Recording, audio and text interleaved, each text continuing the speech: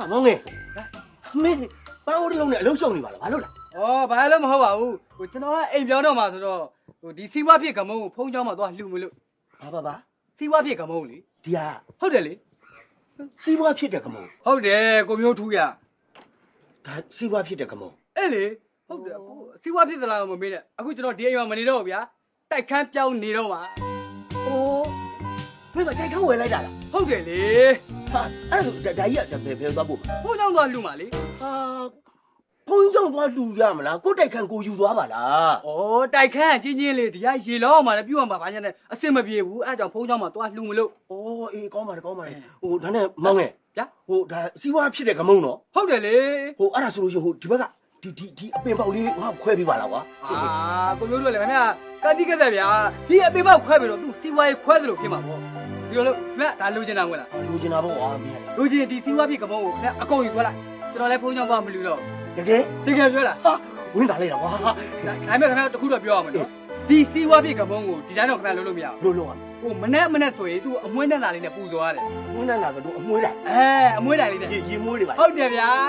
ဖြစ်နိုင်ဗျာဟိုအဲကမ်းမှာလေအစိမ့်မြင့်နေရမှာသူ့ကိုထားမှာဒီခင်ဗျားတို့လည်းမြင့်တဲ့နေရာထားဗျာလူတွေနေတာတဲ့မြင့်တဲ့နေရာမှာဟုတ်ထားမှာအဲ့ဒါမှစီးပွားဖြစ်တာကျေးဇူးတင်လိုက်တော့မောင်ငယ်ဟာကျေးဇူးတင်လိုက်တာလိုချင်လားအဲ့လိုချင်တယ်အဲ့ဒါအကုန်သားကျွန်တော်လည်းဖုန်းရောက်သွားမလူတော့မင်းငါအိမ်လိုက်ဖို့ကွာငါခါနည်းနည်းမကောင်းပါဘူးတိတ်မနိုင်ဘူးလိုက်ဖို့မှာဟာရပါတယ်ဖြစ်ပါတယ်အေးလိုက်ဖို့မယ်အေးလာငါမင်းမတော့ဝင်းတာပါဟဲ့စီးပွားဖြစ်တဲ့ကမောက်တော့နည်းနည်းရမို့ခဏမို့ကျွန်တော်ပေးခဲ့တာအေးပါလာမောင်လေးလာလာမထိုင်ဟုတ်ကဲ့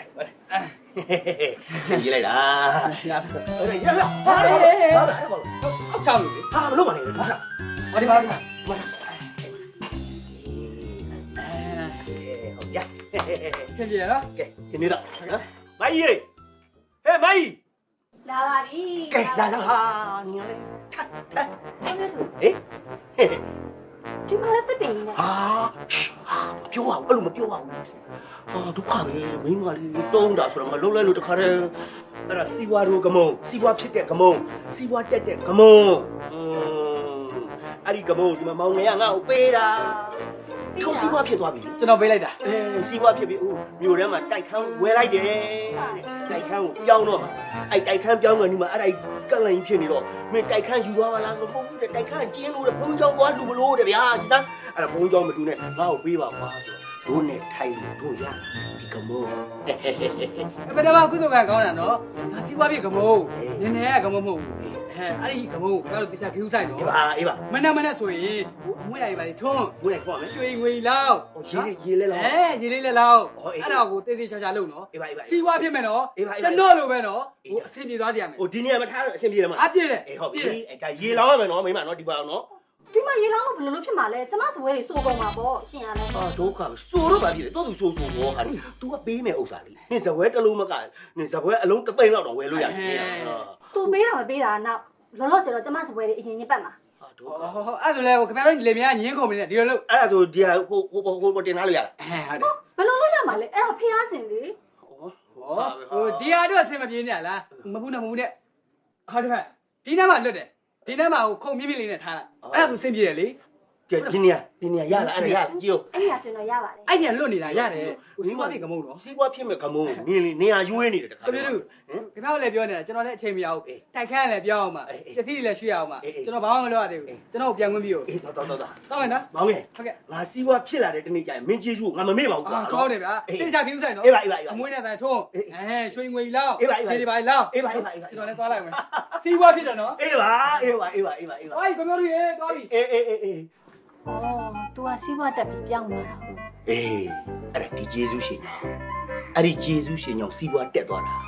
အဲ့တော့ဒီနေ့ကစပြီးတော့ငါမင်းမလည်းအဲ့ဒီကျေးဇူးရှင်ကိုဂယုစိုက်ရမယ်ဒါမှတို့တွေစီးပွားတက်မယ်ဆိုတော့တိတိကျကျမှတ်ထား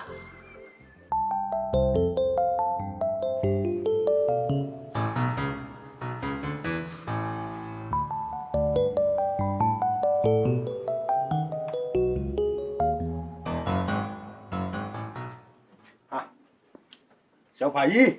哈，毛太，把那边谁来过来了？ ဘယ်ဆေးကူကမှာတော့哎，我不没得那个瓜，啊，都看了瓜，没来了瓜。ဘာဖြစ်လို့လဲ 好啥的，没，他们那边的爸妈没地爸妈没地瓜。我他们玩的， တိတ်မမတည့်ရောက်ဖိုက်ကြီးရလား 我 ဆေးလာကူတာမဟုတ်ဘူး 俺俩溜了， မိမခိုးလာ 没嘛哭了， ဟုတ်ကဲ့ 他陪我多讲嘛。 ဘယ်သွားမလဲကိုစီလာမှာတော့ဒီမှာပဲနေမှာပေါ့ကိုကလည်းကိုစီခိုးလာ 哦，你妈你妈？ ဒီမှာနေမှာလေ 哦，ဒီမှာလေညီမလေးရော 哦，是的，是的，是的，是的，是的。你把我半天老讲完了的嘛？ ကိုကလည်းကွာပြောသေးပြီပေါ့တစ်နှစ်တန်ပြီးနှစ်နှစ်တန်ပြီးတော့ပေါ့ 啊，哦，满意嘞，嘿，满意。 ရှင် 哎，老，给你妈。 ညီမလေး အေးမိမခိုးလာတယ် ဟုတ်လား ဟုတ်တယ်ညီမ ကောင်းလေးငင်းငင်းနဲ့ဒီမှာနေမှာတဲ့ရောတလောက်နေမယ်တဲ့ဗျာ အေးလေအဲ့ဘာဖြစ်လို့လဲ အေးဘာမှမဖြစ်ဘူးလေနေလို့ရပါတယ်နေလို့ရတယ်နေလို့ရတယ် နေတော့ရတယ် ရတယ်တဲ့ ကိုညီမအိမ်ဘာအားနာကြရှိနေမှာပေါ့ဒီပဲအားကိုလာတာ နေဒါပေမဲ့သူတို့ကကရင်လူတွေလို့မဟုတ်ဘူးနော်အရင်ကြီးကိုနေမကောင်းလို့ဆေးလာကူးတဲ့လူတွေကယောဂတယ်ဆိုတော့သူတို့တင့်တယ်လို့နေလို့ရ အဲ့ဒါဘာဖြစ်လဲဘာ ဒီ လဲ ကလင်မရလေ ရှင်ညွှန်နေတာလားကျမ ညွန်ညင်းလို့ပြောတာမဟုတ်ဘူးအခန်းတစ်ခန်းနဲ့ရှိတယ်လေအခန်းတစ်ခန်းနဲ့ရှိတယ်ညာကစားလင်မရလောလတ်လတ်နေချင်မှာပေါ့မကြီးရဲ့အဲ့တော့ဘယ်နေရာထားမလဲ ဟောကျမတို့အခန်းရှိရလေရှင်ရလဲ ဟမ်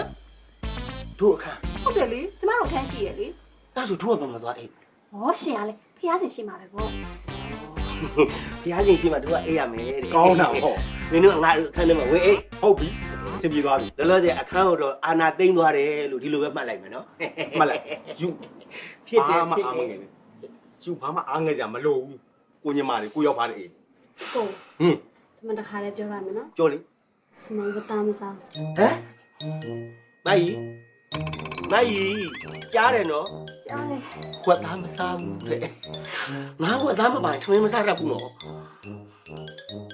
လို့မလဲလား ဟောရှင်ရလဲရှင်ရှင်အပြင်မှာသွားစားလိုက်ပေါ့နော် ငါအပြင်မှာစားဒီနေ့ကစားပြီးအိမ်မှာဝတ်သားမချက်တော့ဘူးအေးဒီလူမယားနှစ်ယောက်ကအခန်းကိုအာနာသိမ်းုံနဲ့မဟုတ်ဘူးမိဖို့ကြောင့်ကအာနာထသိမ်းသွားပြန်ပြီပေါ့ကောင်းပါတယ်ဗျာကောင်းပါတယ် ကျွန်တော်ကရောက်ဖိုက်ယူတခုပြောချင်တာက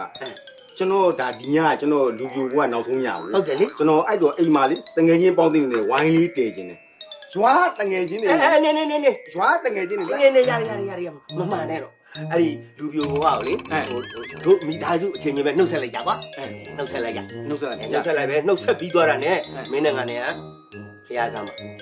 ဖျားကမှာနေလိုက်မယ်ဖျားကမှာအိတ်လိုက်မယ်သူတို့ညီမနှစ်ယောက်ကမေးမချင်းဆိုတော့ကနေမှာနေလား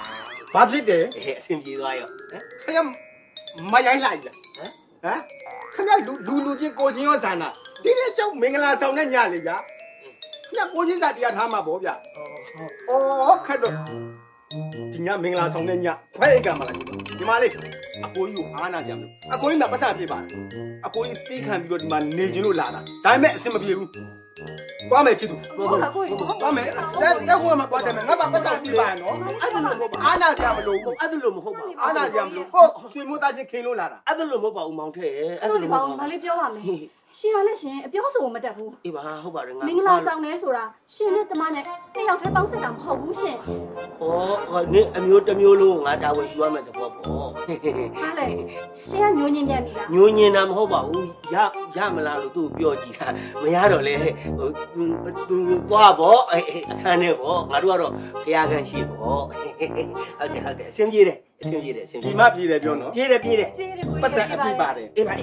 အားနာကြမလို့ ပြေးတယ်မောင်ထက်ပြေးတယ်အေးဟုတ်တယ်ပတ်စံအပြည့်ပါတယ်ဆိုဒီလိုလုပ်ကွာအဲ့တော့ဟိုဒီရက်ထဲမှာဧည့်သည်တွေကလည်းပဲဝင်ထွက်တယ်တော်တော်များတယ်လीဟုတ်လားတော်တော်များတဲ့ကြားထဲမှာဟိုမနင်းဟိုအကိုရဲ့မိမပတ်စံကကိုယ်စိုက်ထုတ်ပေးထားသေးတာဆိုတော့ဟိုလက္ခဏာနည်းနည်းပါရှားသွားတယ်အဲ့တော့ခုနကသူတို့တဲခိုခန်းနေသွားမယ်ဟိုငွေကြေးလေးကိုတို့ဟိုခဏလောက်ယူထားလိုက်မယ်လေနော်အဲ့အဆင်ပြေမယ်နော်အဲ့တော့ဟိုတဲ့ဟိုမင်းပါတဲ့ပတ်စံလေးငါတို့ခဏချိထားကွာဟိုမင်းတို့ဒီဟိုရွာကိုပြန်တော့ငါအကုန်လုံးပြန်ပေးလိုက် မဟုတ်ဘူးလေ ဟမ်ဟုတ်တယ်လေ မပါဘူး ဟာ ပါမပြေခင်ဗျားတို့ဒီအဖက်လုပ်ပြီးလာမလားကျုပ်ပါကျုပ်တဲဖို့မဲ့တန်းသွားမှာပေါ့ ဟဲ့မင်းအဆမ်းမရှိပဲနဲ့မင်းဘာဖြစ်လို့ခုနအခန်းနေထားလို့လဲဟာ ဖော်ချောလို့ မင်းဖောချောကွာတကယ်လုံးเสียလားကွာမင်းဥစားလား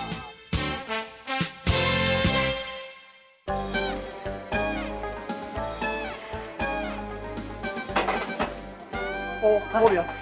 ဦးလေးမြတ်ဟောအေး तू လေး အငယ်ကောင်းလေကွာမောင်သေးလေမင်းကြည့်နေတာဟဲ့ ဩ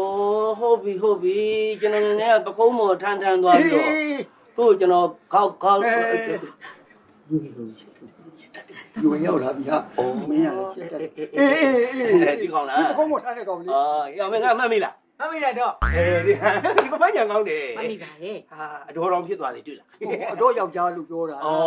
ဒါကပြသွားတာမမိတာပေါ့မင်းရလေခဏတစ်နှစ်တကောက်လာနေဥစ္စာ ဟုတ်ပြီဒါနဲ့ဒါဦးလေးများတို့ဒေါ်အေးတို့ဒါနေချင်းပြန်မယ်ပေါ့ ဘယ်ကနေရင်းပြန်မလဲကိုကောင်ဒီကိစ္စလိုက်လာမင်းညီမဒီမရောက်ဘူးလားအကြီးကောင်မိမကိုလာတာလေ ရောက်တယ်လေ သူကိစ္စလိုက်လာတာဗော လာခေါ်တာလား ဘယ်ကလာကိုရမလဲတို့အောင်မနောက်ကြံနေတာမင်းကလေးမိဘဒီနဲ့တိုင်မြန်လေးတဲ့လူငယ်ရင်ချီလို့ကတော့ညာသွားပြီကိုကနောက်ပြဿနာချင်းဟိုဘက်ကသဘောတူပါတယ်တဲ့အဲ့ဒါစိတ်ရင်းလေးနဲ့နောက်မှလာခဲ့တာမောင်လေးငါ့ကိုစိတ်ပြောက်လို့မင်းတော့အတင်းလိုက်လာတာကိုကောင်လည်းထားခဲ့လို့မရ ဟုတ်တယ်ဟိုလေဒေါ်လေးကလည်းမြို့မရောက်တာကြားပြီဆိုတော့ရောက်ထုံးရောက်ခိုက်လေးဟိုဒီအရင်တတရလေးဆိုတော့ဒေါ်လေးရောက်ထုံးရောက်ခိုက်ချာလေးနေမလားလို့အဲ့ဒါ နေလို့ရပါတယ်ဒေါ်နေလို့ရတယ် လာပါတယ်ဗောမင်း ဒါမဲ့ဦးလေးမြဟိုတောမှာကြံခဲ့တဲ့လေတွေကိုင်းနေရဟို ဟိုတုန်းကမင်းငါပြောတို့ကလည်းအရင်နဲ့10ရေကရှိတာလေ အေးလေ 10ရေကရှိအခုက2ရေကကြံတော့တယ် ဟဲရှေ့ကဘယ်ရောက်သွားလို့ ဟို လဲ ဗျာစာတင်ကြောင်းတော့သိသွားပြန်ပြီ ဩအေး အလူပေါ့ကွာ ကုသိုလ်ရတာဗောဦးလေးမြရဲ့ အဲ့2ရေကစင်းကားတွေနဲ့လွှဲထားတယ် ဩ အဲ့တော့မဘူးနဲ့ဝင်းစာလေးပေါ့ကွာဝင်းစာလေး ဟုတ်ကဲ့ဩဒေါ်တွေဦးလေးတွေရောက်နေတာတော့မှပဲမကြီးနဲ့တွေ့ပြီလား ခေါ်နဲ့တွေ့ပြီရောက်တော့ဦးလေးတွေတော်တွေသူ့မောင်ကိုကျွေးကျင်လို့တဲ့ဈေးသွားဝယ်လေးရဲ့ဗျာမင်းကတော့လက်ဖေးဆိုင်ဆိုကြီးညူကြီးတော့ဖြစ်နေတာပဲကိုလက်ဖေးမတော့မနေနိုင်တော့ဘောလား လက်ဖေးရတော့စွဲနေပြီဦးလေးမြရဲ့ အေးပါကွာအေးပါ အေးဒါနဲ့နေပေါင်းစကားပြတ်သွားလို့ဒီမောင်ထက်တို့လင်မယားနှစ်ယောက်ကိစ္စ မပြန်ခေါ်ဘူးလာတာ ပြန်ခေါ်လားဟုတ်ကဲ့ မင်းကြီးမင်္ဂလာဆောင်ပေးအောင်မလी အေးပေါ့ ခုနစကားပြန်ကောင်းရင်ဟိုဘက်ကသဘောတူဆိုမှတော့မင်္ဂလာဆောင်ပေးမှာဗောငါတူဟုတ်တယ်မလား ပေါ့ အေးအဲ့ဒါမင်္ဂလာဆောင်မှုကိစ္စကိုငွေကြီးမင်းင်းရှိရတိုင်မြင်ပြီးတော့မင်းရှိရယူသွားပြီးတော့မင်္ဂလာဆောင်မှု ဦးလေးအဆင်ပြေပါတယ် ဟုတ်ကဲ့အေးပါကွာအေးမညိုမညင်မဝန်းသားရကွာ ဟုတ်ကဲ့ တို့ပြောရပြီးအောင်မိတာကဲမင်းမနော်ဒီကံကိစ္စတင်မယ်အေးပါဗျာအမင်းကြီးပြန်ခေါ်သွားမယ် ဟုတ်ကဲ့ပြန်ခေါ်ပါဟုတ် မ ကဲ့ င်္ဂလာဆောင်လာနေတာမလာနေတာဘလို့မှမအောင်မေးဘူးမင်းမလုပ်ငန်းလေးရှိတယ်ဆိုတာဦးလေးသိတယ်ဦးလေးမြသိပြီးသား လုပ်ငန်းတွေကလည်းမအားဘူးဦးလေး အေးပါကွာအေးပါနော်အဓိကအရေးကြီးတာဦးလေးတို့ပြန်ရင်ထားခဲ့မှာဟိုကောင်ငယ်ကောင်မောင်တီး ညာ မောင်တီးမင်းတို့ဒီမှာထားခဲ့မယ်လေ ဒီလိုလေးမောင်မျိုးထုရဲ့ဟိုသူ့ကိုအလုတ်ကလေးပါလေရတဲ့အလုတ်ကလေးပေါ့အဲရတဲ့အလုတ်ကလေးပါလေတွင်းပေးပါလို့ ဒီလိုလေးတော်ရဲ့ ဟိုတကယ်လို့အဲ့ မင်းနဲ့ပတ်သက်တဲ့အလုပ်တွေပါ ဟုတ်လေအလုပ်ဆိုတာဟိုဘယ်လိုခေါ်မလဲဒီမှာ ဟိုရတယ်အဲ့အလုတ်ကလေးပါမရဘူးဆိုလေမင်းအိမ်မှာတောက်တုံမေရခိုင်းဟိုပြီးတော့လေလာစားပဲမတတ်မှတ်နဲ့မင်းအဝတ်စားလေးဝယ်ပြီးဒေါ်လေးကိုကျင်းတတ်ပါပြီဒီဘာမှမတော့ဘူးစင်နေတယ်ဒေါ်လေးဘလို့မှမမြင်ဘူးမင်းကိုစစ်ချက် ဟုတ်ပါပြီထားခဲ့ပါဟုတ်ကဲ့ ဒါမှမနေလား လူလေးမင်းဒီမှာနေခဲ့ရမယ်မောင်တီး နေဦး ဦးလေးလေဦးလေးနဲ့နေခဲ့ရမှာ နေဦးဘာလို့မဲလို့ရှိမှကြောက်ဒီမှာနေမယ်ဘာလို့မဲလို့ပြန်ရင်ကြောက်လဲကြမ်းမယ်ဘာလို့မဲလို့လည်းမကြမ်းနဲ့ဒီမှာပဲနေမဟုတ်လား မဟုတ်ဘူးတို့ပြန်ရမှာဟာ အဲ့တော့ကြောက် online မှာတော့ ဟိုနေတိုင်း ဒုက္ခပဲဟောမှာမဟုတ်ဘူးမြို့မှာဒါမင်းဦးလေးမင်းဦးလေးကမင်းကိုခေါ်ထားမယ်တမအလို့လို့ရမယ်မဟုတ်လေအိမ်မှာနေရမှာကောင်းကောင်းမွန်စားမယ်ဟိုမှာမင်္ဂလာပြန်ဆောင်ပေးအောင်မယ်လေရွာမှာဒီက မသိဘူးဘာနဲ့အမေနဲ့လည်းမပြန်နဲ့ဒီမှာပဲနေတော့လည်းဒီမှာပဲနေမယ် မိုးလေး ကြောက် online မှာတော့ ဟိုနေရွာမှာမဟုတ်ဘူး ကွာ ဟိုမျိုးသူပြောပါအောင်ကွာ ကဲဒီလိုလို့ကျွန်တော်အကြံပေးမယ်ဦးလေးတို့မိသားစုကဒီမှာနေလိုက်တော့ကျွန်တော်တို့လင်မယားနှစ်ယောက်တော့ပြန်ပြီးအဲ့လဲနေကပဲလုတ်ကန်စားတော့မှာဗျာနော် အဲ့ဒါဆိုလို့ ဟုတ်တယ် စဘာတွေရှိသေးတယ်မဟုတ်ဘူးလေ ဟုတ်တယ်လေအဲ့လိုမှပဲဖြစ်တော့မယ်လေဦးလေး မောင်မျိုး ခင်ဗျာ ဦးလေးကပြသမားနော်ဦးလေးပြောင်းမင်းမယ် ဟုတ်ကဲ့ တို့မိသားစုလာတော့မင်းညိုညင်းတဲ့သဘောလား ဟာမဟုတ်ပါဘူး ဦးလေးဒုက္ခကိုမင်းသိတယ်နော် မဟုတ်ပါဘူးမညှို့ မညွန်ညင် မ ပါ င်းကမင်းတို့ကတော်သွားပြီးတော့ဦးလေးတို့ဓမ္မနေကြတော့ဆိုမင်းကြီးနားလည်အောင်ပြောပါ ဟုတ်ပါဘူးကျွန်တော်ဟိုနေပေါ့ညွန်ညင်တာမဟုတ်ပါဘူးလေလောလောဆယ်အခြေအနေကအဲ့လိုလုပ်ရင်ကောင်းမလားလို့စိတ်ကူးပေါ်သွားလို့ပါ လူလေးမင်းဦးလေးနဲ့ဓမ္မနေရဲ့အဖပြောတာအဖနဲ့မင်းနဲ့ပြန်ပြီးတော့ဦးကောင်းနေမင်္ဂလာဆောင်ပေးဦးမယ်မင်းကဓမ္မနေရဲ့ တော့မပြောင်းတော့ အေးပါအေးပါ ငါတို့အမေတို့လည်းဒီမှာပဲနေရပြီ မပြန်နဲ့ ပြန်လို့သူပြန်လို့ပေါ့ကွာ အေးပါမပြန်နဲ့တော့ကဲဦးလေးအဲ့တော့အေးစစ်စစ်ပေါ့မပြန်နဲ့တော့နော်မပြန်နဲ့တော့ အေး နော် အေး မပြန်နဲ့တော့မပြန်နဲ့တော့ မပြန်နဲ့တော့ ဦးလေးတို့နာနာနေနေ တော့ပါနေတဲ့တွေ့ နာနာ အားလုံးကျုံမတော်တော့ဘူး အေးမဟုတ်တဲ့ အော်နဲ့ အနာယူလို့ရအောင်ဒီခန့်တက်လား မင်းမဒီကန်း အာနေနေမရအဲ့ကမရဘူး ဟေး အဲ့ခန့်မောင်ထက်တို့လည်းမရဘူး ဟော အဲ့ခန့်ကိုအပိုင်ထားပေးထား ရောက်ပါဦးချစ်တာကျွန်တော်တင်းကြောင်းပေးတာ ဘုံဘဟိုချင်းအဲ့ဒီအခန်းကသူစေကန်းသွားရတယ် ပိုင်ရှိတယ်ပေါ့ အော်တို့မောင်ကြီးတို့လေ အောင်ကြည့်လို့ဒီရောက်နေ အဲ့မော တို့မတိုင်နေနဲ့ မလေးမပြောစောစေးရအောင် ပြောတော့နေမောင်ကကျမကိုယိုသေးပြီးသားဆို ဩ ပြောက်လာကြအောင်ဒီရောက်နေကျေးဇူးတင်တာကွာ ဟုတ်ကဲ့ဟုတ်ကဲ့ ညို့သူရဲ့ကျေးဇူးတင်တာတဆွေလုံးတစ်မျိုးလုံးကိုကူညီထားတာ ကျေးဇူးတင်ပါတယ်မင်းကြီးသားကိုကျေးဇူး အ တင် မ ပါ လေးတင်တော့တင်တယ်ဒါကြောင့်နေနေတာ မညိုမညင်ကိုကျွန်တော်ထားပေးထားတာ အမလေး ကဲသွားအနာယူလိုက်ကြနော်ကျွန်တော်အားလုံးညကြတော့အားလုံးအဆင်ပြေအောင်စီစဉ်ပေးမယ် အေးပါမောင်မင်းကြီးသားကျေးဇူးတင်ပါတယ် အေးဗျာကျေးဇူးတင်ပါတယ်ကျေးဇူးတင် ကဲပါ တာလာဟောပတ်တော့မယ် မပြောင်းလေ ဟုတ်လေ မပြောင်းတော့မပြောင်း မပြောင်းခဏ ငါတို့အမေတို့လည်းမပြောင်းနဲ့ မပြောင်းမပြောင်းမပြောင်းခဏနာပဲနော် ပြောင်းတော့ အေးပါမပြောင်းပါဘူးမပြောင်းပါဘူး ပြောင်းတော့ အေး တော့ ပါ ပါ တော့ တော့ မပြောင်းပါဘူးမပြောင်းပါဘူးမပြောင်းပါဘူး မပြောင်းဘူးကွာ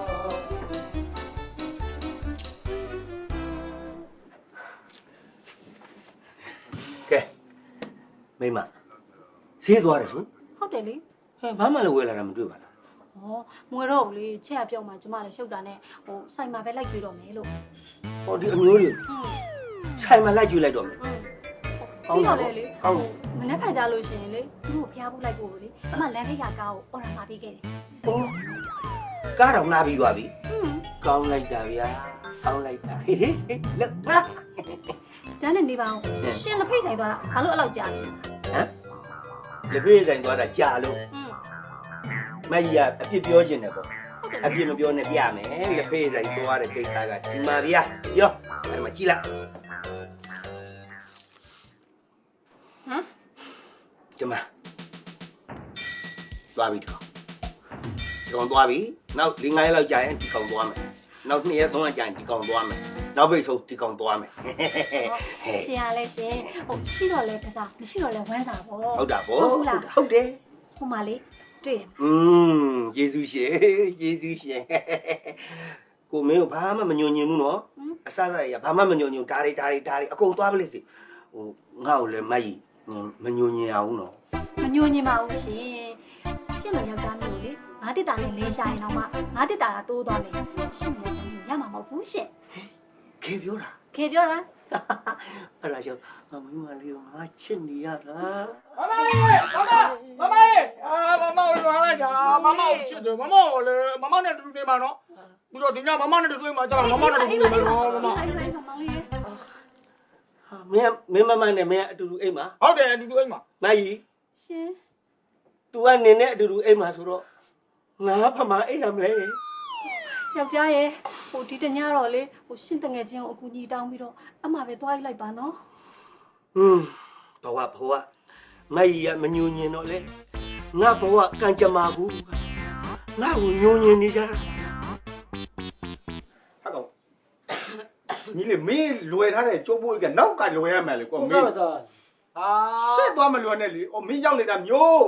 ဘာဖြစ်လဲဒီမှာဒီလွဲကိုနောက်မှထားလို့ရှိရင်ဟိုကပိုင်းနိုင်တယ်အလင်းသမားတွေတောက်မှာဆိုလို့ရှင်းမှထားတော့ကိုမြင်ရတယ်စိတ်ချရတယ်ဘာသိလို့လဲ အေးပါကွာဟာ ကလေးစိတ်ချမ်းတော့ဖားရမှာဘူးကတော့ဖြစ်နေတယ် ဟာမိသားစုတွေစုံစုံလင်းလင်းနဲ့ဘာတွေတိုင်မင်းနေကြတာလဲပြောကြပါ ဆန္ဒဖော်ထုတ်နေတာ ဟမ်ဆန္ဒဖော်ထုတ်တာဘယ်သူကဘယ်သူကိုဆန္ဒဖော်ထုတ်တယ်ကပြောသမောင် ရှင်နဲ့ကျမကိုဆန္ဒဖော်ထုတ်နေကြတာ ဟမ်နင်းနဲ့ငါ့ကို ဟုတ်တယ် ဆန္ဒဖော်ထုတ်နေတာ 음 ကဘာဆန္ဒတွေလဲကဲတင်ပြစမ်းဖော်ထုတ်ခိုင်းလား ဟောဒီမှာမောင်ကြီးနဲ့မတ်စောကလေကျမတို့အိမ်ရအခန်းကကျင်းလို့တဲ့ သူတို့နေရအဆင်မပြေဘူးတဲ့ခုပြနေတဲ့စေကရလည်းမတက်တာလို့တဲ့တော့အဲ့ဒါလေSSC ဖြစ်ဖြစ်အာရှတော်ဝင်ဖြစ်ဖြစ်တခုခုအပ်ပေးပါတဲ့ပြီးတော့လေပြောသေးတယ်ဒီလားTV လဲပါမယ်တဲ့အေကွန်လဲပါမယ်ရေခဲတက်တာလဲပါမယ်တဲ့နောက်ကြံသေးတယ်ဒီလားနတ်စမ2ယောက်တောင်ငါပြရမယ်တဲ့ special နဲ့ဒီမှာငါပြရSSC ပဲဖြစ်ဖြစ်အာရှတော်ဝင်ပဲဖြစ်ဖြစ်အဲ့ဒီကိုရောက်ရင်ဒါအဆင်ပြေတယ်ပေါ့ဟုတ်ကဲ့ဖြစ်တယ်လို့လေးပေါ့ဘိုးကအေးပါမင်းတို့မရှိဆင်းရဲတဲ့လူတွေဆိုလဲလုပ်ပေးရတော့မှာပေါ့ရှိရပါဘူးကွာအေးပါနော်မင်းတနာဟုတ်ပါပြီအဲ့တော့မင်းတို့နှစ်ယောက်ကဆန္ဒအဲ့ဒါပြီးရင်ပြည့်စုံပြီပြည့်စုံပါပြေကြပြီနော်ကဲ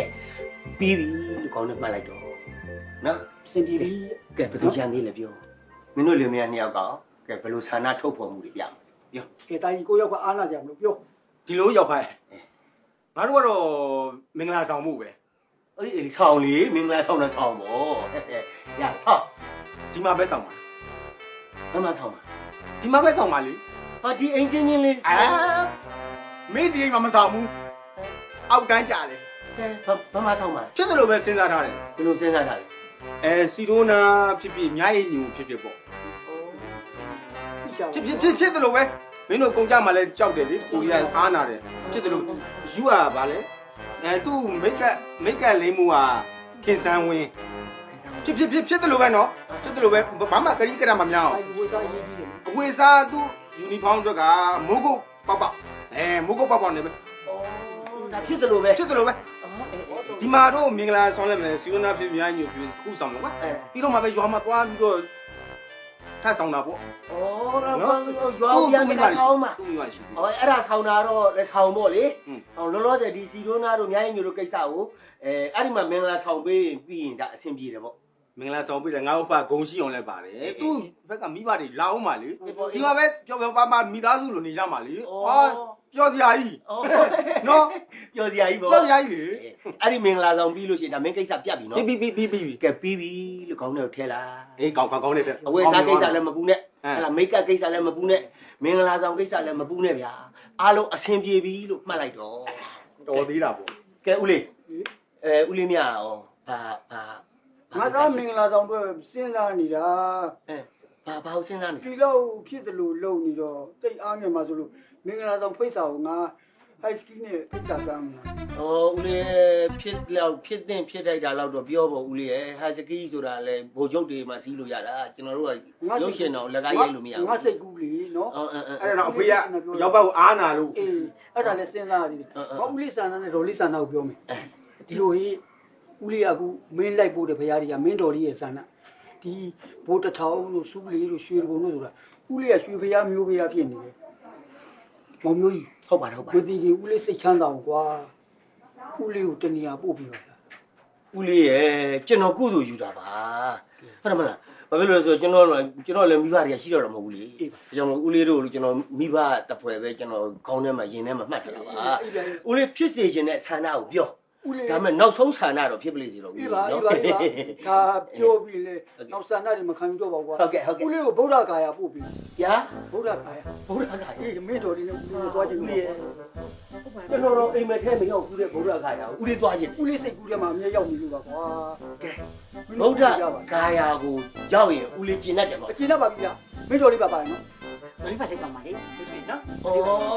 ဘယ်ခုသူရတာဦးလေးနဲ့တော်လေးနဲ့နှစ်ယောက်သွားမှာဗုဒ္ဓဂါယာပို့ပေးရမယ်သူ့ထားခဲ့ထားခဲ့သူ့မှာခေါ်သွားပါဦးလေးရဲ့ဦးလေးသူ့ထားခဲ့တာဘူးပို့တယ်မှာထားတယ်ကျွန်တော်စီမှာမထားခဲ့ကဲဟုတ်ပါပြီကဲဦးလေးတို့နှစ်ယောက်ဗုဒ္ဓဂါယာကိုသွားခြင်းတဲ့ကိစ္စအဆင်ပြေပြီလို့မှတ်လိုက်ဦးလေးအေးငါမပြောဘူးကြာကဲဟိုဘက်ကကောက်သေးဟုတ်ပါဦးမောင်သေးကဲမင်းရောပါလေကဲငါပြောတို့ကစင်ကာပူမှာအလုပ်သွားလုပ်မှာဟမ်စင်ကာပူမှာအလုပ်သွားလုပ်မှာအေးပို့ပေးမယ်မမကြီးပါခေါ်ပါမှာဟာမင်းမမကြီးတော့ထားခဲ့လေကွာအမေကလေဟုတ်တယ်မောင်မျိုးရဲ့သူကသူ့မမယူသေးချစ်တာ ကြည်စမ်းမအောင်ဒီမှာမြို့ရောက်လာအသားကိုဝင်းဝါနေရပဲလှပနေရပဲဟိုတောရုံနေတာမတူတော့ဘူးရုပ်နဲ့တူလာတယ်ချောလာတယ်လှလာတယ်မင်းကြီးတွေက ရုပ်ပြောင်းသွားတယ် ရုပ်ပြောင်းသွားတာ ကျွန်တော်လည်းရုပ်တော်တော်ပြောင်းသွားတယ်နော်အမျိုးတွေနဲ့နေရတော့မသိဘူးစိတ်တွေကိုချမ်းသာပြီးတော့တဖြည်းဖြည်းမွေးချောက်လိုက်လာတယ်နော်သိလားကိုပြေးလာလို့စိုးပြေးလာတယ်လို့ပဲနော်ကဲအဲ့တော့နေပါဦးဒီကအတော်အေးအောင် ဩဟိုဒေါ်လေးကလေမင်းဦးလေးနဲ့ဗုဒ္ဓဂါယသွားပြီးပြန်လာလို့ရှိရင်ဒီမှာနားပြီးတော့တလားလောက်ရိတ်တာဝဲအောင်ပါမောင်မျိုးကြီးရဲ့ ဘုရားကာယကနေပြန်လာတယ် ပြန်လာရင် ဒီမှာတလားလောက်နားအောင်ပါ နောက်မှာ ဒီတလားလောက်နားပြီးရင်တော့ ရိတ်တာဝင်မယ် ရိတ်တာဝင်အောင်ပါရိတ်တာဝင်ပြီးရင်ဒေါ်လေးတို့ရွာကိုပြန်ရတော့မှာပေါ့နော် အေးပြန်မှာပေါ့ကွာ ကျွန်တော်တော့ အခုဆိုတွေကမင်းရှိမှထားခဲ့မှာ ကျွန်တော်ကတော့တော်တော်ဒေါ်လေးတို့ဦးလေးတို့လုံးနေမှာ သူတို့ဆိုဘောပဲစင်မကောင်းမဖြစ်နဲ့ဟုတ်ကဲ့သူတွေကမင်းရှိမှထားခဲ့မှာ ဟုတ်ကဲ့ကဲဒီကမကြီးဟိုခမရရောဘာပြောချင်သေးလဲပြော ကျမတော့ပြောစရာမရှိပါဘူးရှင်ဒါနဲ့လေဒါတွေကိုပြေလေအောင်လို့ယောက်ျားရှင်ဘယ်လိုဖြေရှင်းမှာလဲ လွဲပါတယ်မကြီးလွဲတယ်ယောက်ျားကုသိုလ်ယူရဟာပဲလေရောက်ဒီမှာရောက်ဒါရဲ့ကျေရိုးသား ပြီးတော့ဒီမဲ့ ကျေရိုးသားစင်တော့မသိဘူး ရဟာဒီမှာရောက်နော်ရောက်မရောက်ဒါမလောက်သေးဘူးနော်မင်းဟာဒီကချော့နော်အဲ့ဒါဒီကမင်းဟာဒီကချော့နော်အကုန်ချော့ဒါဒီကချော့အကုန်ချော့လိုက်နော်ချော့ပြီးတော့မပေါင်နဲ့တော့မင်းမရောင်းပလိုက်ညံ့နာနေရနော်ရောင်းပလိုက်အတူတက်နေရောင်းပလိုက်ပြောမယ်မလောက်ဘူးဆိုလို့ရှိရင်လမ်းထိပ်ကကိုပိုးတူးရှိကအတိုးနဲ့ပါယူလာဟဲ့အဲ့တော့ငါမိသားစုစိတ်ချမ်းသာရင်ပြီးရောငါအားလုံးပို့ပေးမယ်မညိုညူပို့ပေးမယ်အမလီယောဂတဲနေတယ်အားလုံးအဆင်ပြေအောင်လှုပ်လိုက်ဗျာ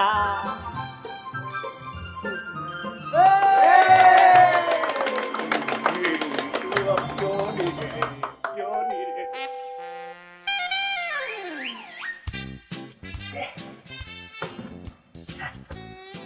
အဲ့ပေါ့ပါဟမ်အခုမှအထုပ်ကြီးကျသွားတယ်ဆိုတာအဲ့ဒါအလုံးကြီးဆို့နေတာအလုံးကြီးပြုတ်ကျသွားပြီဆိုတာအဲ့ဒါပြောတာမိမရဲ့လူလည်းပေါ့ပါတယ်အိမ်လည်းပေါ့သွားအိမ်ကဘယ်လောက်ထိပေါ့သွားလဲဆိုဒီမှာကြာစတီကုံတွေလည်းမရှိတော့ဘူးဟမ်ဒီမှာ TV တွေလည်းမရှိတော့ဘူးမရှိကုန်သွားပြီဖြာတစ်ချက်ပဲရှိတယ်အိမ်လည်းပေါ့သွားတယ်အခုလူလည်းပေါ့သွားတယ်ဗျာဒီမှာကြာဘာမှမရှိဘူးပေါ့သွားဒီမှာဘာလို့ပါဗျာသွားတက်လာပေါ့သွားပြီအဲ့ဒါပဲစိတ်လွတ်လပ်စိတ်ချမ်းသာသွားပြီအမှန်တော့နင်းအမျိုးတွေတော်တော်အပေါက်ဆန်တယ်တော်တော်များတယ်ဟုတ်လားဟိုမင်္ဂလာဆောင်ရင်တော့ကောကြည်လားစီတိုးနာလိုညာရင်မျိုးလိုပြောတာမနေ့ဖြောင်းများတယ်မနေ့ဖြောင်းများပြီးတော့အဝယ်စားလေးတွေဝယ်ပေးပြီးတော့ကျွမ်းမာတာလုံးလိုက်ပါကွာဆိုပြီးတောင်းမှန်နဲ့ပြောတော့လေအာချောက်ပြောတာအဲ့ဒါကိုပြောတဲ့စကားကိုသူတို့နားထဲဝင်သွားလို့ပြန်သွားတာဗျာနောက်နေ့ပြန်လဲသွားကျင်လိုက်တဲ့ဗုဒ္ဓဂါယာအဲ့ဒါဗုဒ္ဓဂါယာသွားကျင်တဲ့လူကိုလေငါနေပြီးတော့ဗုဒ္ဓဂါယာကိုပို့ပေးလိုက်လမ်းညွှန်ပေးလိုက်အဲ့ဒီမှာအစုံရှိတယ်လေသူလည်းကျင်납သွားတယ်ဗျာဟိုစင်ကာပူသွားကျင်တဲ့အယူကတက်ဘလက်ထဲကစင်ကာပူပုံတွေကရိုက်ထားတာတွေအဲ့ဒါတွေငါပြလိုက်တယ်သူအဲ့ဒါကျင်납နေတာအဲ့တက်ဘလက်ဝယ်ပေးတာအဲ့မှာစင်ကာပူရောက်နေသူလိုပဲအဲ့တက်ဘလက်ကြီးတကားကနဲ့ကင်ပြီးတော့ဒီကောင်လည်းပြန်သွားပြီဟမ်ဘာလဲဟိုကအာရှတော်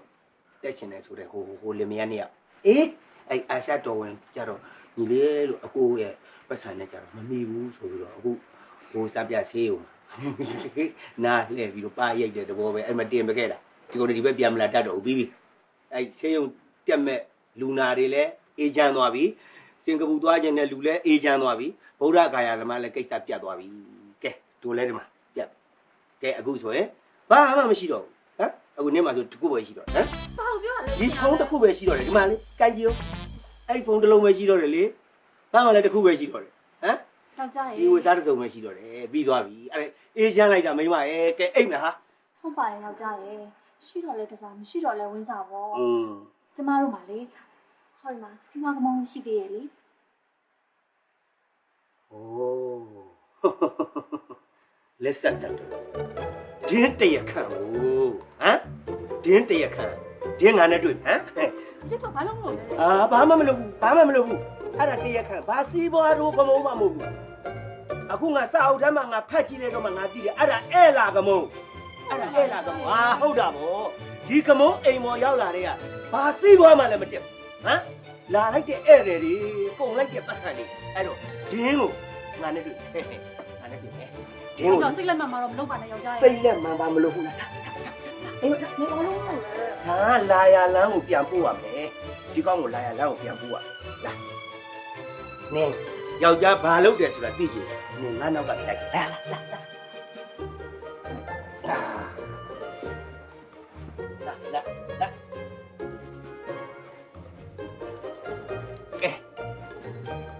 နေပြီတော့ကဲနေပြီတော့ဟမ်ဒါငါတာဝန်ကြည်သွားပြီနော်ငါဘာမလုပ်ဘူးနော်သူ့နေရာသူပြန်ထားခဲ့တာအဲ့ဒါမောင်နေခဲ့တဲ့အိမ်ပဲတွေ့လား6ခမ်းပြီးဇရက်ကမှตายရအောင်မယ်တွေ့ရမလားအဲ့တော့ရတဲ့လူကတော့ကာမတကာပဲကိုလက်ကလို့ပြုတ်ပဲလာပေါ့လာပြန်မယ်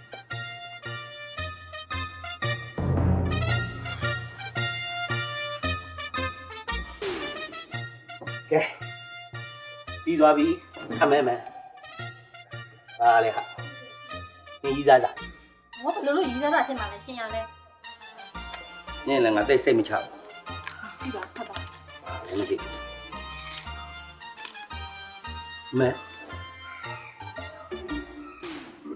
ရှမ်းပူတို့အိမ်မက်၎င်းစာအား9ဆောင်ကူး၍9အိမ်ပြည့်အောင်ဝေပါ9ရက်အတွင်းစီးပွားတိုးတက်မည်မဝေပါကအိမ်မီးလောင်ရှမ်းပူတို့အိမ်မက်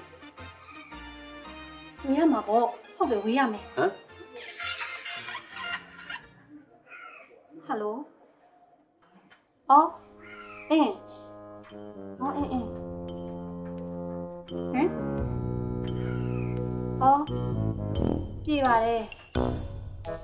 ဟုတ်ပြီနော်ဒါပဲနော်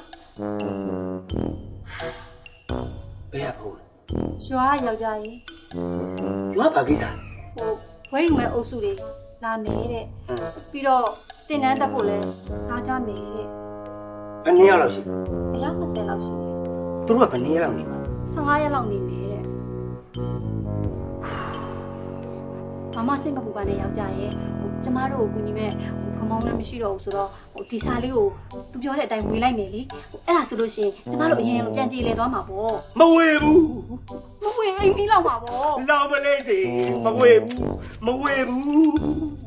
နင့်အမျိုးတွေလာနှိမ့်ဆက်ထားတဲ့စားရဲ့မီးလောင်တာမှတတ်တာလေအောင်မယ်